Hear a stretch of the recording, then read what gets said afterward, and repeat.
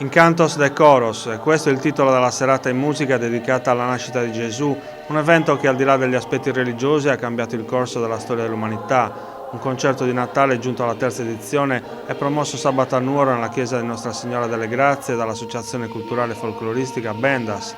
uno spettacolo che ha visto l'esibizione di 4 formazioni corali. A fare gli onori di casa il coro Bendas di Nuoro, diretto dal maestro Giampaolo Caldino, che oltre ad aver attinto al suo vasto repertorio di canzoni della tradizione natalizia, ha proposto il brano Naschi Destin Sacapanna, con solista Agonaria Are, nella rielaborazione del maestro Caldino. Una formazione corale che nel giro di poco tempo si è distinta per la sua produzione musicale e organizzativa. Davanti al vasto pubblico si è esibito anche il coro femminile Sant'Anna di Tortolì, diretto dal maestro Gianpria Moncollu, una formazione che nella sua ventennale attività ha raccolto numerosi premi e riconoscimenti.